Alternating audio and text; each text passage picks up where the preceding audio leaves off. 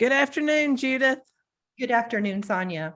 Welcome to the Coaches Cup. I am Sonia Green from Sonia Green Coaching. And I am Judith Fender. I am one of the amazing coaches with the No BS weight loss program. And this week, we are so fortunate to have back our guest, Jane Pilger, to talk about the nervous system. Yeah. And Jane, last week when we ended, we talked about just a general overview of the nervous system, of polyvagal theory. For our listeners, if you haven't listened to that episode, I would strongly encourage you to stop now, go back and listen, because it really kind of sets the foundation for what we're going to talk about today, right?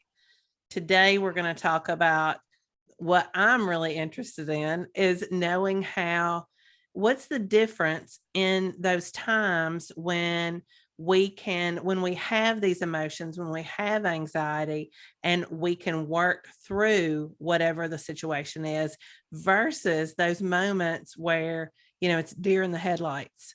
We just cannot access our brains. I think Judith calls it our executive functions. And I think that's a great way to talk about it. So what's the difference in those situations? Yeah, absolutely. So the short answer is the difference is the perceived threat that the brain, the amount of threat that the brain is perceiving.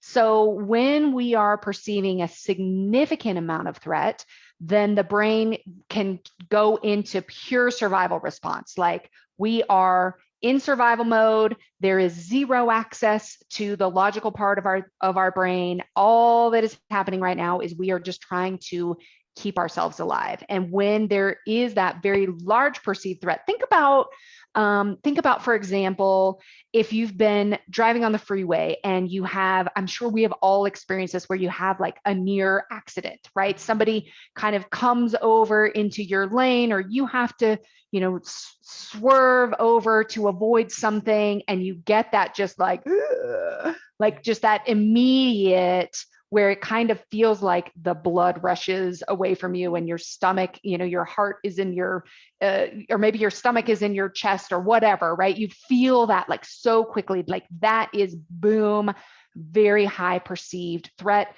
The logical brain is not on board at all. And so that's going to be that time where it's like, just no access to anything. Now, there are also times where your brain still perceives a threat, but you're more within, you still have some of your executive function on board. And so last week we talked about the 3 states of your nervous system. And so for anybody who wasn't listening, just the super quick primer is we have this area in the middle where you're, I like to call it home base, where you are more able to function. You feel like you're connected to yourself. You're able to achieve your goals, think about your goals, do hard things. That happens more in home base. Then you have above that area, which is the more activated place you're going to be. That's where you have anxiety, fear, worries. Then below is where you have very low energy, more of the depression, hopelessness, despair, loneliness. So in that kind of visual of those 3, that middle area is what is known as the window of tolerance. And so what happens is this window of tolerance can be very small for some people, and it can be larger for some people. And what that means is that in the window of tolerance is where you have access to your executive functioning. It's where you have access to other things. It's where you're able to, as you were talking about, experience anxiety, but still bring that anxiety with you into your experience. It's where you are able to kind of be a little bit nervous about something, maybe be a little scared of something, but you're still able to kind of reason yourself through it, bring yourself through it, and still do the thing. And so you're in that. So if you can kind of picture this window of tolerance, you're going to be kind of towards the top of the window if you're kind of feeling this anxiety, you're a little nervous, you feel some of the feelings, the kind of fluttering in your chest, maybe you're getting a little bit warm, you start to notice, you're actually able to even notice some of the thoughts when you're in that window of tolerance, but you're kind of towards the top of the window.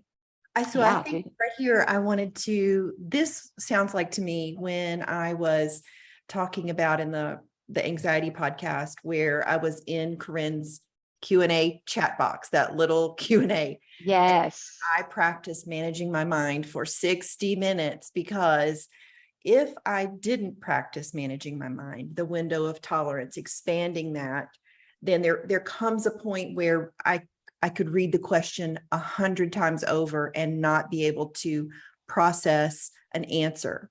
So Yes. learning to increase that threshold is what I was doing without knowing what I was doing. It's what I was doing, right? Does that sound right? Yeah, it does. It's kind of like picture going to the gym.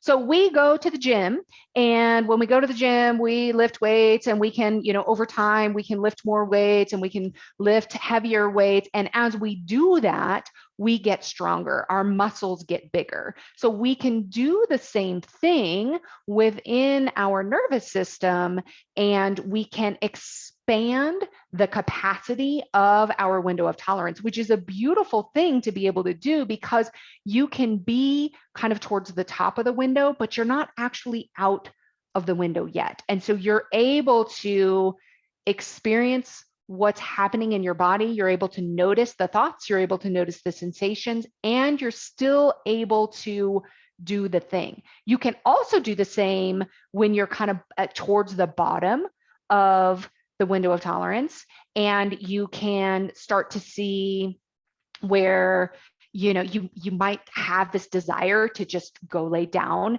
to go like put your head in the sand, and not do anything, but you notice the slowing of the energy, you notice some of the thoughts, but you're able to see them and to notice them. What happens when we're outside of the window and we're more in that true survival response, you don't even know what happened. So that's when you turn around and you're like, oh my gosh, what just happened? And like for me, I would look and I would see all of these wrappers and all of the, bags of cereal and all of the things that I had eaten, but like you're not even aware in that moment of what happened. So as we expand our window, then you're able to kind of bring some of those experiences with you. You start to, what you're really doing is you're creating safety within yourself.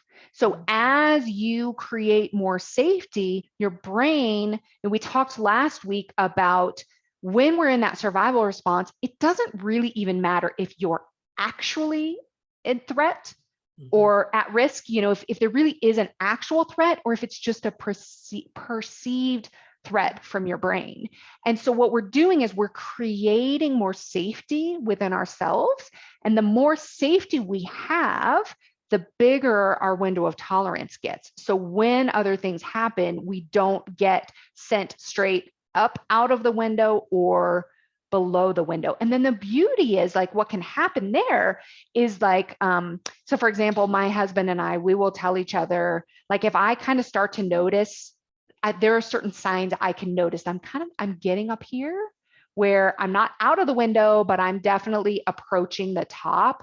I notice I start to get more irritable, or I'm a little kind of like thinking like, we got to get this done. I got to do this. I got to, you kind of start to notice these things.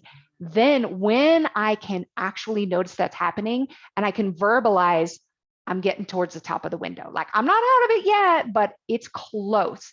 Then I can kind of know the things that help bring me more into the window. And so I don't end up shooting out and then, going to kind of my usual behaviors. Yeah. I was curious, when we are expanding the window of tolerance, when we're practicing that and we are creating that safety space, is this also neuroplasticity? Is this us rewriting? Is this the rewiring? Okay. I thought so, but Yes, it absolutely is neuroplasticity. It's because neuroplasticity is really just a terminology for how we can rewire and we can change the connections in our brain. And so what we have is we have these connections in our brain. Sometimes the connection is actually related to an emotion. Sometimes it's related to, it could be related to a sound. It could be related to a thing, an object. For those of us with food issues, it could be related to a food. And so we're able to kind of change and rewire the connection that and the automatic response that our body and our brain has to that emotion, that sensation, maybe that sound, that thing.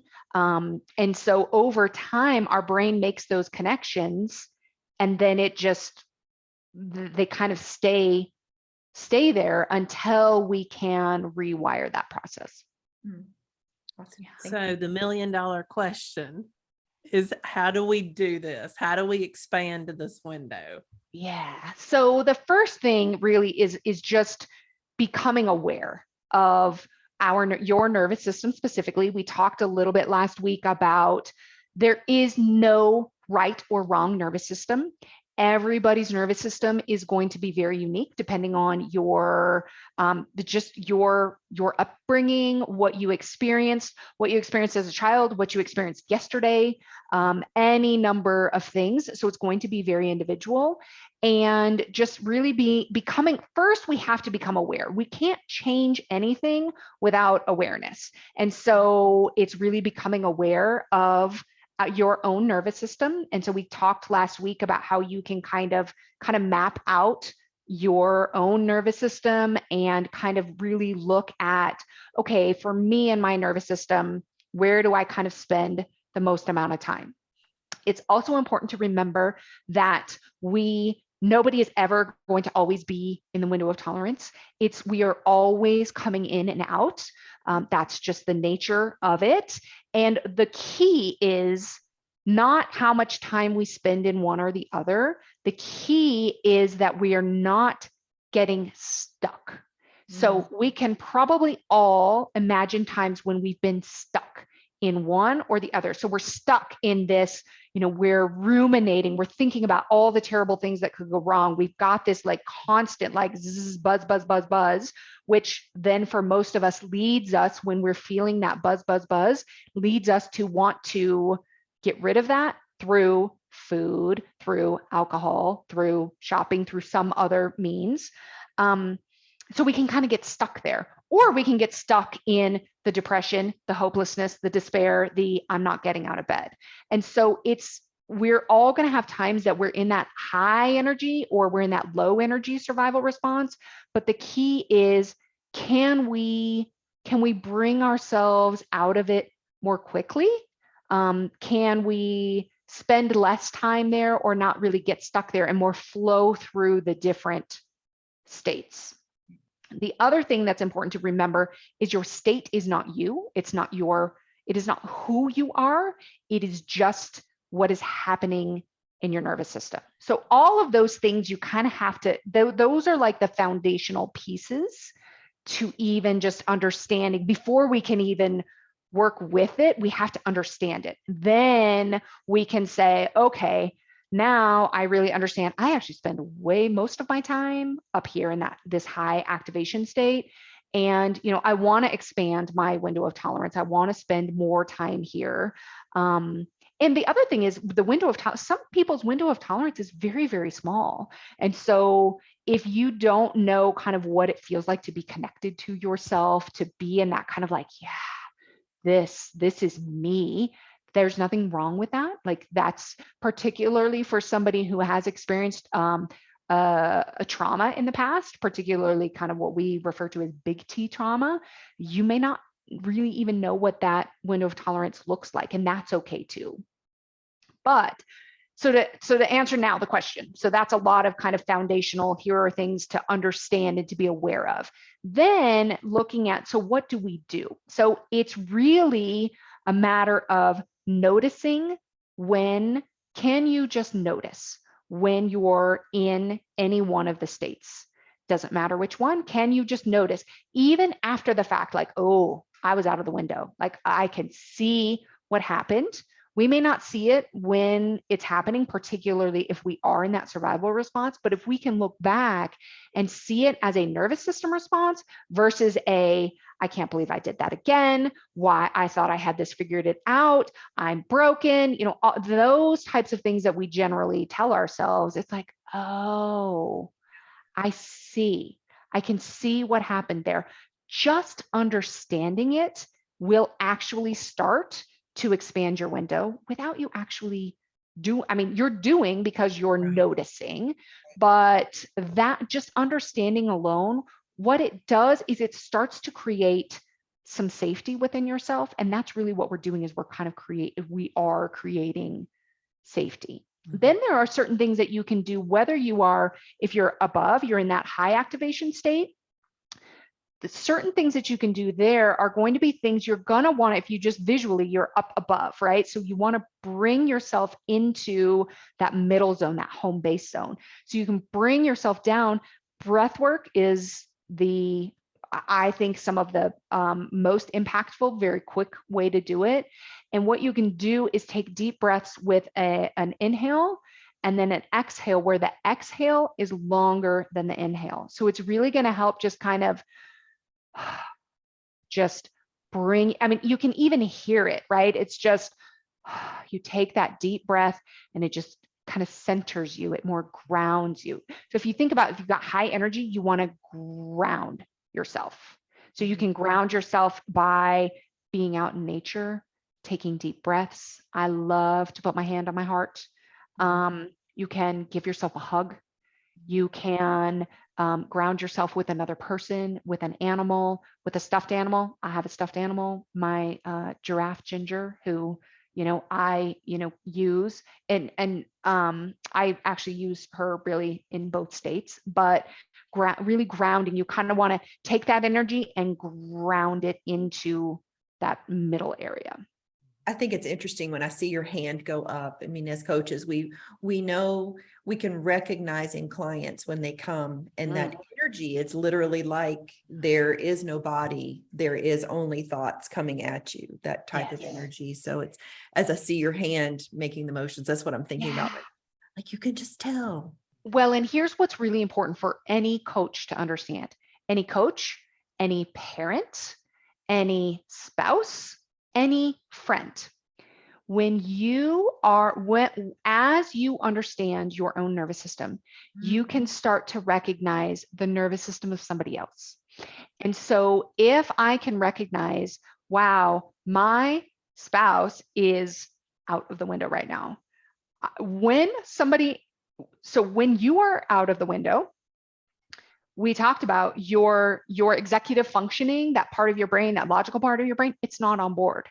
So if you have a client, let's just say, we're all coaches here, right? If you have a client who's out of the window, if you try to talk to them about logic, about their thoughts, it's not, journaling, it's not available to them. It's not even, you might as well just be speaking Greek to them because they are not able to receive it. In the same way, if you're a parent and your kid is totally, going off their rocker and you're trying to talk sense into them and be logical with them in that space, when they are in that survival response, they can't receive logic. It's just not possible. So that's where you can really work with yourself, work with your client, work with your kid or your spouse or whatever to either help them to regulate or just wait until they are in a more regulated place and then know that's when they're going to be able to grow, to access their thinking, to assess what happened. But when you're in one of those survival responses, or your client is, or your child is, or your spouse is, there's a level of understanding, communication that's literally not available. And we end up basically banging our heads against the wall, trying to get somebody to see something or understand something, or why won't you listen to me? And then, it all blows up. And when you've got two people who are highly activated in that fight or flight, it makes sense, right? That it just, So yeah, that's super So it's helpful to know as you can understand your own nervous system and then the nervous system of other people. I was working with a client today who has like a government project due, and she tends to run above home base in anxiety. And she was discussing this with me, and I was trying to help her get to that place of understanding her nervous system and understanding, trying to help her ground before she goes in to make it doable to work on this. She thought it was going to take 16 hours to do this project by July 5th. And so all this to say, she remembered a time when she was working on her, I think it's master's thesis, where she incorporated the help of having her brother come sit with her just to have it. I said, this is a beautiful thing because Yes. you were regulating off of his nervous system. He provided Yes. to you that steady state where you were able to calm down and access your executive function so you can write this paper. And so it was just so interesting to have that conversation with her and then to see the bells go off. She's like, I didn't even know what I was doing as much as I just wanted him to come be with me. I'm like, that. Yes. Well, and it's a beauty. It's called co-regulation, and it's when you can use somebody else to regulate your nervous system. So there's self-regulation where you learn how to regulate your own nervous system, and then there's co-regulation. And one of the beauties of coaching, particularly if you are coaching in a one-on-one practice, or in a one-on-one environment, is you're able to really co-regulate. And so for me, as I work with women who are binge eaters and have a lot of shame, there's a lot of challenge in talking about that. And so to be able to, come to a session where a client may be very dysregulated in their nervous system, but if you can be regulated in your own nervous system, then you can help them in that regulation kind of environment. And it's another thing for coaches where it's a very good practice to make sure that when you go into your sessions with your client, that you are regulated. Because if you are not regulated and your client comes in, they're not regulated, it might be messy, it's gonna feel messy, it's not gonna really be very helpful for either one of you. And so just understanding that, then you can kind of have a practice in terms of the how, right? You can have a practice of, this is what I do before I start a coaching session. Maybe it's taking some deep breaths. Maybe it's a body scan. Maybe it's a meditation, something to, if you're more of that high energy, so you can kind of do things to kind of bring you down. Now, if you're more low energy and you tend to live more kind of below the window, what we need is, instead of bringing our energy down, we need to bring our energy up. And so there are going to be different things that you're going to do to bring your energy up. And so you can still use your breath, but instead of an inhale with a long exhale, you can use more of an inhale within shorter exhales. So it might look more kind of like a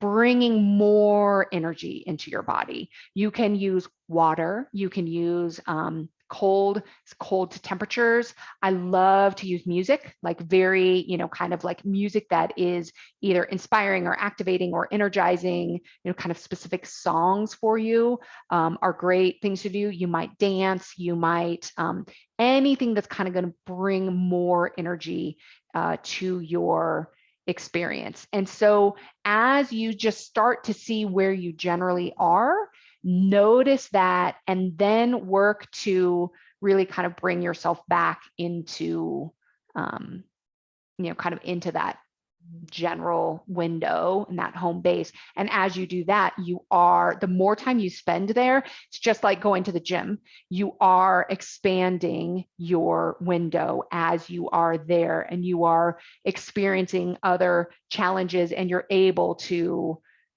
address them and deal with them in certain ways. And then you start to figure out for yourself, just like your client did, Judith, with, I'm going to bring somebody in. I know I've got this challenging thing. Here's this thing that I know I can do to help me get through it, but to still get that goal and do the things that you want to do. Yeah. So, can you tell us a little bit about how you did that for yourself? You started last week by talking about how you were certified as a coach, and then you thought you had everything ready to go, ready to start your business. And then you realized that you were starting to binge again. And so you had to pull back. How did you, what are some things that you did? Well, I think for me, it's definitely, we all have the benefit of hindsight. I mean, at the time, it was more of it felt more like shame, more like, kind of imposter. I can't do this type of work I can't help other people if I'm still binging. And it was all so very much there was a lot of my own mental chatter in it all that I just wasn't ready. And then for me learning I have been on this journey with binging for decades. And so it was for me, like, I'm never going to give up on it. And so then learning about the nervous system changed everything for me. And once that changed, I mean, it was like it was not a light bulb, because there is no light bulb moment, particularly when it comes to rewiring your brain. But it was such a transformative shift that then I was just like, as I did my own practices, as I increased my window of tolerance, the binging really just, it fell away. Now, that doesn't mean like it's just, but it did. It really just fell away as I understood it, and as I gained more practices to expand my own window, to notice when I really am way above, and be able to bring myself back without needing food, then that whole purpose, it just went away. On top of the other work I was doing around allowing all foods and all of the things that, before, I really thought that the key to ending binging was just, stop snacking and stop eating sugar and flour, and that will do it. But that's not how you do it. So for me, it was really just understanding and doing these practices on a very regular basis, noticing my nervous system, meeting myself with so much care and compassion, and wanting to, I think for the first time, wanting to work with my body instead of thinking my body was broken, hating my body, wanting to change my body, thinking my body needed to be so different. It was like, my body has been trying to talk to me and work with me this whole time, and I just didn't get it. Yeah. And so now it's like, it's just been such a huge shift for me that I just want to, help more people and tell more people about it. And really, there's so much pain in the thinking that you're broken and thinking that you're powerless. And, that all of that is just so, it's just so painful. And it doesn't have to be, that way. Yeah. Yeah. Any last final thoughts that you'd like to leave our listeners with on this topic? Gosh. I think it's really just about being aware, just noticing, just get curious about your own nervous system, get curious about where you are, get curious about, kind of how you respond when you're in different states. And if it's something that you're really interested in and you want to learn more about, there are so many amazing resources out there. This is becoming, what I love is that the nervous system is becoming, this whole learning about the nervous system, it's becoming more mainstream, it's becoming more accepted. And because we all experience this, and it is a missing piece, I think, for a lot of people. And so there are so many resources out there, that anybody can go to. There's all kinds of different resources. There are plenty of people, who you can work with. And, I think it's just it's an important topic. And whether it is around binging, whether it's around however else you show up that you don't like to show up, and even just the interpersonal communication around really understanding where, you know, people are within their nervous system. The more we can regulate ourselves, then we can be kind of that regulating presence for other people, and then it just expands so much, which I think is just so powerful. And then one of the things that we have told clients, and I think we've even said on this podcast a few times, is that for people who are trying to create awareness and they don't know where to start, even just setting a timer like during the day, and when it goes off, okay, this is a moment where I'm going to check in. Yep. What am I feeling? What's going on in my body?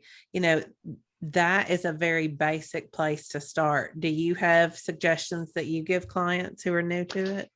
Yeah, I definitely agree with that. Just checking in, setting a timer, checking in. What am I feeling? What am I noticing? What state am I in right now? Even without trying to change it, just noticing, checking in. What state am I in right now? Can be really, really powerful and really helpful.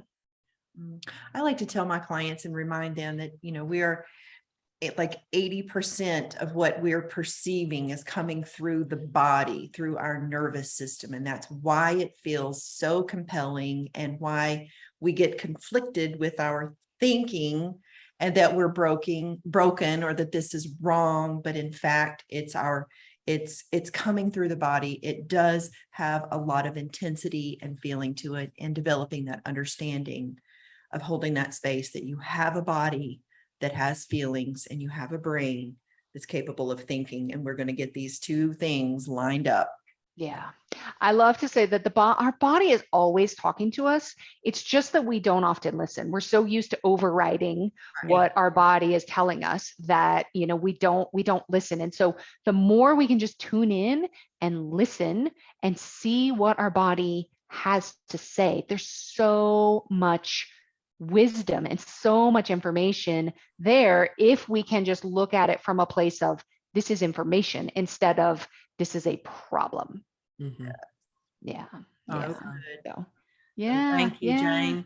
If any of our listeners have questions for Jane that or want to continue the conversation in any way, don't hesitate to go to our Facebook page, The Coach's Cup on Facebook, and ask those questions, make comments. We can even have you back maybe to answer some of those questions if people have questions. Yeah, I would be happy to come back if anybody has questions. And if anybody relates to the binge eating or the feeling out of control around food around this, what my work is really kind of combines all of this work with the nervous system along with other what I think are really key important points and strategies to unwind binge eating. And so I offer master classes, a series of master classes once a month on various topics, anything related to the class in July is going to be what to do after a binge, which is something that I have Googled so many times as a resource I wish I had.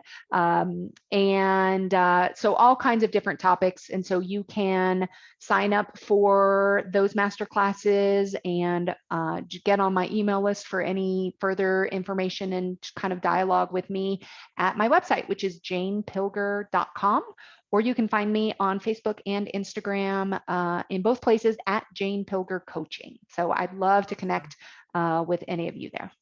All right. I have learned so much. I've truly enjoyed this. So thank you, Jane. Thank you for the opportunity to be here. I've really enjoyed it too.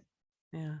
And if you're looking for coaching, you can find me at SoniaGreenCoaching.com or Sonia_Green Coaching on Instagram.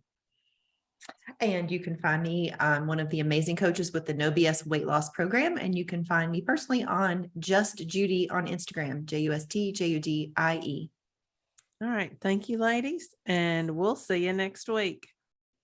Bye. Bye.